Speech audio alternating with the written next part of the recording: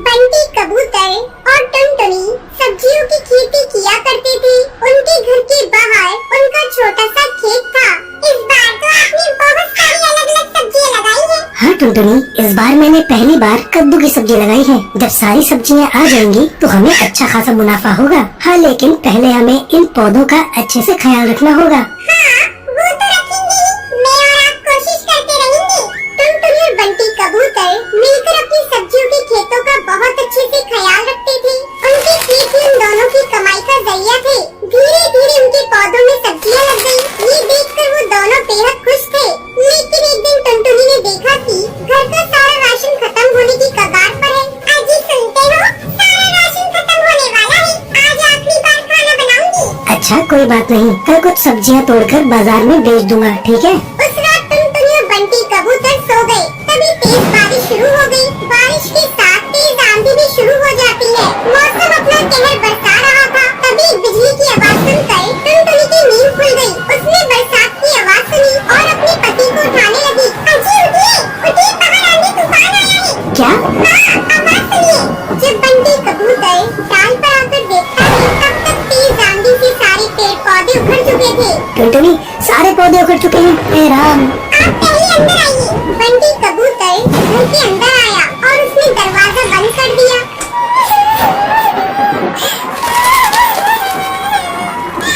हे राम, अब हमारा क्या होगा? घर में तो राशन भी नहीं है। अब हमें भूखा रहना होगा। हे भगवान, तूने सारी मेहनत बेकार कर दी। अब मैं क्या करूं? अब क्या होगा? रो मत टुनटुनी, कुछ न कुछ जरूर होगा, लेकिन हमें भूखे मरने की नौबत नहीं आएगी। मौसम की मार से उनके सारे पौधे खराब हो चुके थे। ये सोचकर वो दोनों परेशान थे और सुबह हुई और मौसम का कहर रुक गया। आंधियां बंद हो गई। फिर टुनटुनी और बंटी कबूतर अपने खेत में आए।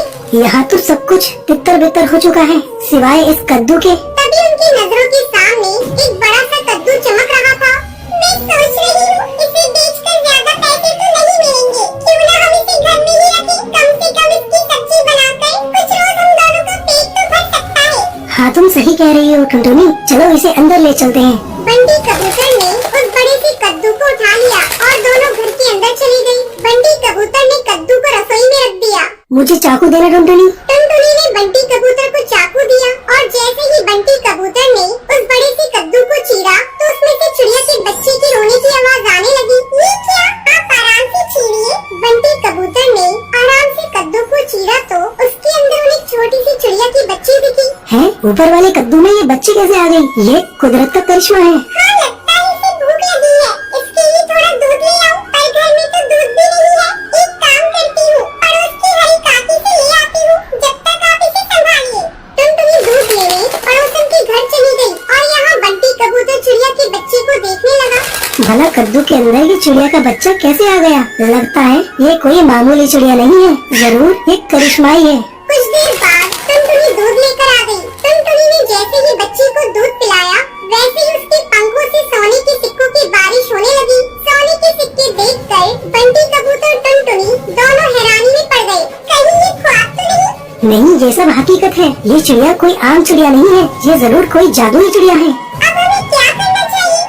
हमें इसका अच्छे से ख्याल रखना चाहिए जब तक इसके माता पिता नहीं मिल जाते। अब तक हम गरीब थे, लेकिन इतने सारे सोने से हम अमीर बन गए हैं, तो अब हमें गरीब पक्षियों की मदद करनी चाहिए। आप बिल्कुल सही कह रहे हैं। गरीबी की तकलीफ क्या है वो हमें ही पता है। टुनटुनी और बंटी कबूतर ने उस चिड़िया का बहुत अच्छे से ख्याल रखा और सोना बेचकर मिले हुए पैसों से दोनों ने गरीब पक्षियों की मदद करना शुरू कर दिया। वो दोनों रोज जंगल के गरीब पक्षियों को खाना बांटा करते थे।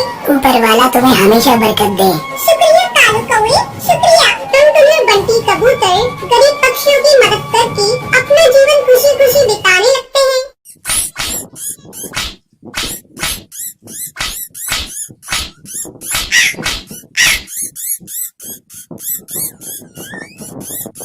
एक समय की बात है, सुंदरवन जंगल में टुनटुनी चिड़िया अपनी सौतेली बहन पिंकी चिड़िया और अपनी सौतेली माँ रानी चिड़िया के साथ रहा करती थी। टुनटुनी की माँ टूनी चिड़िया की मौत कुछ महीनों पहले एक सांप के काटने के कारण हो गई थी।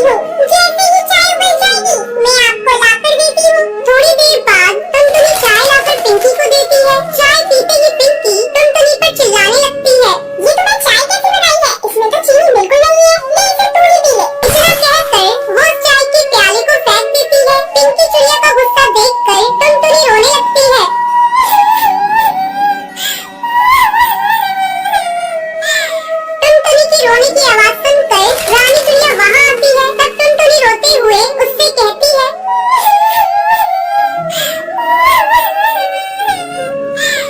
माँ ये देखो, दीदी ने सारी चाय फेंक दी। आहा, टुनटुनी तू मेरी बेटी की शिकायत मुझसे मत किया कर। चल अब चल कर सफाई कर। टुनटुनी को पूरा घोंसला साफ करना पड़ता है। दिन भर काम करने के बाद टुनटुनी रात को अपने घोंसले में जाती है और अपनी माँ की तस्वीर के सामने फूट फूट कर रोने लगती है।